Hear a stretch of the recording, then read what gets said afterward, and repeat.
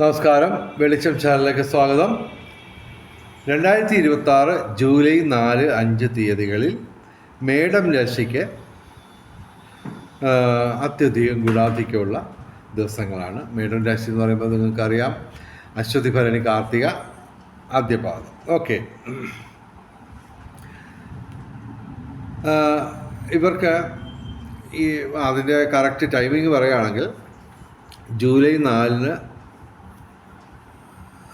വെളുപ്പിന് 12:48 AM മുതൽ July 6 രാവിലെ 9:57 AM വരെയാണ് ഈ ഫലങ്ങൾ അനുഭവവേദ്യമാകുന്നത്. ഓക്കെ, അപ്പോൾ മേടൻ രാശിക്ക് ശനിയാണ്. ശരി, പക്ഷേ ശനി മാത്രമാണ് ഡയറക്റ്റായിട്ട് പ്രതികൂലമായിട്ടുള്ളത്. അപ്പോൾ നിങ്ങൾ ശനിയാഴ്ച പറ്റുമെങ്കിൽ വ്രതം എടുത്തിട്ട് ശിവന് ജലധാര, ഏറ്റവും ലളിതമായിട്ടുള്ള പരിഹാരങ്ങളാണ് ഞാൻ പറയുന്നത്. അയ്യപ്പന് നീരാഞ്ജനം, അതുപോലെ തന്നെ നവഗ്രഹ പ്രതിഷ്ഠയുള്ള ക്ഷേത്രങ്ങളിൽ ശനിക്ക് എള്ളുവിളക്ക് അല്ലെങ്കിൽ അർച്ചന ഒക്കെ നടത്തുക. അപ്പോൾ ശനിദോഷം കുറഞ്ഞു കിട്ടും. പക്ഷേ ഇത് മാത്രമല്ല, നിരവധി കാര്യങ്ങൾ നിങ്ങൾ അനുഷ്ഠിക്കേണ്ടതുണ്ട്. അതെല്ലാം ഡീറ്റെയിൽഡായിട്ട് ഇതിനകത്ത് ഞാൻ പറയുന്നില്ല. നിങ്ങൾക്ക് താല്പര്യമുണ്ടെങ്കിൽ ഞാനുമായിട്ട് വാട്സാപ്പിൽ ബന്ധപ്പെട്ട് കഴിഞ്ഞാൽ നിങ്ങളുടെ ജ്യോതിഷപരമായിട്ടുള്ള സംശയങ്ങൾക്കൊക്കെ ഞാൻ മറുപടി പറയുന്നതാണ്. എൻ്റെ വാട്സാപ്പ് നമ്പർ, ദയവേത് ഫോൺ വിളിക്കരുത്. WhatsApp number 9847291363.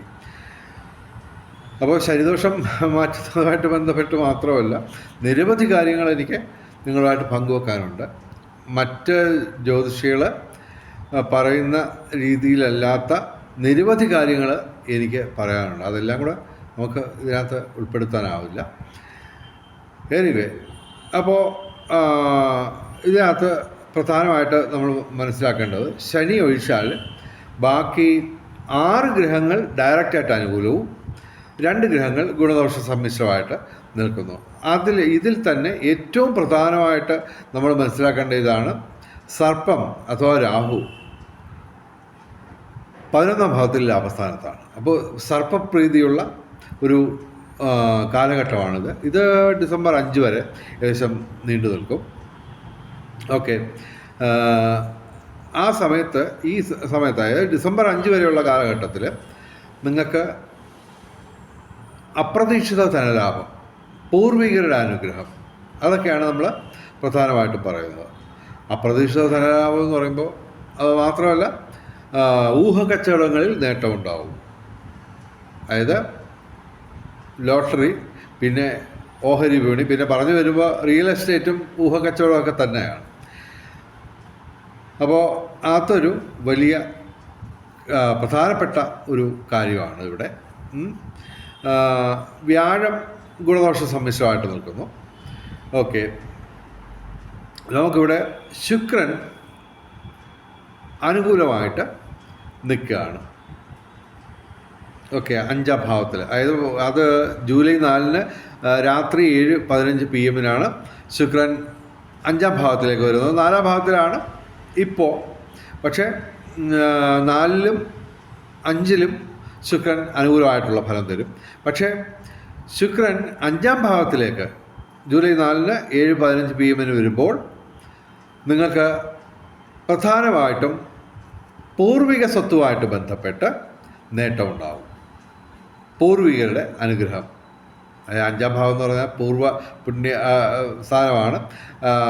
പിതാവുമായിട്ട് ബന്ധപ്പെട്ട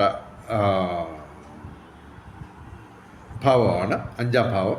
അപ്പോൾ അങ്ങനെ വരുമ്പോൾ അതും നമ്മുടെ സർപ്പത്തിൻ്റെ ഒരു ആനുകൂല്യവും കൂടി കണക്കാക്കുമ്പോൾ അത് രണ്ടും കൂടി ക്ലബ് ചെയ്ത് പറയുകയാണെങ്കിൽ നമുക്ക് പൂർവിക സ്വത്ത് ലഭിക്കാനുള്ള സാധ്യത, പൂർവികരുമായിട്ട് ബന്ധപ്പെട്ട് എന്ന് പറയുമ്പോൾ നമ്മുടെ പിതാവ് മാത്രമല്ല, എല്ലാ തരത്തിലുള്ള പൂർവികരുമായിട്ട് ബന്ധപ്പെട്ട് അവർ ജീവിച്ചിരിക്കുന്നവരോ മരിച്ചവരോ ആയിട്ടുള്ള അവരുടെ ഒരു അനുഗ്രഹം പൊതുവെ ഉണ്ടാവും. അതിവിടെ നമുക്ക് 5ാം ഭാവത്തിൽ ശുക്രൻ നിൽക്കുമ്പോൾ ഈ പറഞ്ഞ പിതൃസ്വത്തുമായിട്ട് ബന്ധപ്പെട്ട് കുടുംബ സ്വത്തുമായിട്ട് ബന്ധപ്പെട്ട് നല്ല കാര്യങ്ങൾ സംഭവിക്കും. അപ്രതീക്ഷിത ധനലാഭം, അത് 1000-2000 രൂപയൊന്നും അല്ല. അറിയാമല്ലോ, ഭൂമി ക്രയവിക്രയം നടക്കുമ്പോൾ വരാൻ പറയുമ്പോൾ നമുക്ക് ഏകദേശം ഒരു ലക്ഷങ്ങൾ കവിയും എന്തായാലും. ഓക്കെ, അപ്പോൾ വലിയ ടേൺ ഓവർ ഉണ്ടാകാനുള്ള സാധ്യത. ഓക്കെ, അത് മാത്രമല്ല സൂര്യനും ഇവിടെ അനുകൂലമാണ് നിങ്ങൾക്ക്. സൂര്യൻ ഈ പിതാവുമായിട്ട് ബന്ധപ്പെട്ട ഒരു ഗ്രഹമാണ്. ഓക്കെ, ഗ്രഹമോ നക്ഷത്രമോ അത് എന്തോ ആയിക്കോട്ടെ സംഭവം. അപ്പോൾ സൂര്യൻ ഇവിടെ 3-ാം ഭാവത്തിൽ അനുകൂലമാണ്.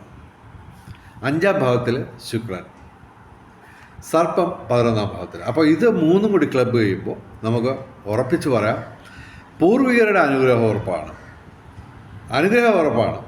പിന്നെ പൂർവിക സ്വത്ത് ലഭിക്കാനുള്ള സാധ്യതയുണ്ട്. നേരത്തെ കിട്ടിയവർക്ക് അതുമായിട്ട് ബന്ധപ്പെട്ട് കൃഷി കൊണ്ടോ അല്ലെങ്കിൽ ഭൂമി ക്രയവിക്രയം കൊണ്ടോ, ഭൂമി കച്ചവടം കൊണ്ടോ നേട്ടം ഉണ്ടാകാനുള്ള സാധ്യതയുണ്ട്. അതാണ് ഏറ്റവും പ്രധാനമായിട്ട് ഞാൻ പറയുന്നത്. പിന്നെ തീർച്ചയായിട്ടും തൊഴിൽപരമായിട്ടുള്ള നേട്ടം, അത് ഈ മിഥുനമാസം മുഴുക്കെ ഉണ്ടാവും. പിതൃഗുണം, സന്താന നേട്ടം, സന്താനങ്ങൾക്ക് ഉയർച്ച, മക്കൾക്ക് നേട്ടങ്ങൾ. പിന്നെ അത് മാത്രമല്ല, പിതാവും പിതൃതുല്യരായവർക്കും മാതാവിനും മാതൃതുല്യരായവർക്കുമൊക്കെ എന്തെങ്കിലുമൊക്കെ അസുഖങ്ങളോ അങ്ങനെയൊക്കെ ഉണ്ടെങ്കിൽ അത് ശമിക്കാനുള്ള സാധ്യത. പിന്നെ തീർച്ചയായിട്ടും ബുധനും ശുക്രനും അനുകൂലമാണ്. ഇവിടെ 4-ാം ഭാവത്തിലാണ് ബുധൻ അനുകൂലമായിട്ട് നിൽക്കുകയാണ്. അപ്പോൾ ശുക്രനും ബുധനും കൂടി ചേർന്ന് കലാസാഹിത്യ രംഗത്തും ബൗദ്ധിക രംഗത്തും വിദ്യാഭ്യാസ രംഗത്തും ഒക്കെ ഉയർച്ചയുണ്ടാകും. അതുപോലെ തന്നെ സംസാരകലയുമായിട്ട് ബന്ധപ്പെട്ട തൊഴിൽ ചെയ്യുന്നവർക്ക് നേട്ടമാണ്. അപ്പോൾ ആകെ മൊത്തം ടോട്ടൽ ഒരു നല്ല 2 ദിവസമാണ് ഇവർക്ക് കിട്ടുന്നത്. അപ്പോൾ ഈ പറഞ്ഞ നിങ്ങൾക്ക് എന്തെങ്കിലും തരത്തിലുള്ള സംശയങ്ങൾ, അതുപോലെ തന്നെ ഈ മേടം രാശി എന്ന് ഞാൻ പറഞ്ഞു, മേടം രാശിക്ക് മാത്രമല്ല മേടം ലഗ്നത്തിനും സാധ്യതയാണ്, തുല്യ സാധ്യതയാണ്. അപ്പോൾ ഈ ലഗ്നം കണ്ടുപിടിക്കാൻ അറിയില്ലെങ്കിൽ ഞാനുമായിട്ട് വാട്സാപ്പിൽ ബന്ധപ്പെടുക. അങ്ങനെ ആകുമ്പോൾ നമുക്കതൊക്കെ സംശയങ്ങളെല്ലാം ദൂരീകരിക്കാം. അപ്പോൾ ചുരുക്കത്തിൽ ഞാൻ മൊത്തത്തിൽ പറയുകയാണെങ്കിൽ പൊതുവെ നല്ല 2 ദിവസങ്ങളാണ് ജൂലൈ 4-5 തീയതികളിൽ. പിന്നെ ഉള്ള ഫലങ്ങളൊക്കെ ഞാൻ പിന്നീട് പറഞ്ഞോളാം. അപ്പോൾ ഇടയ്ക്കിടയ്ക്ക് നമ്മൾ ഈ പറഞ്ഞ ഇടിവെട്ട് സൗഭാഗ്യമൊക്കെ നമ്മൾ പറഞ്ഞു തരുന്നു. അപ്പോൾ അതിൻ്റെ പേരിൽ നമുക്ക് ഒരു ചെറിയ സഹായം ചെയ്യാം. ഞങ്ങളുടെ ചാനൽ ദയവായി സബ്സ്ക്രൈബ് ചെയ്യാം.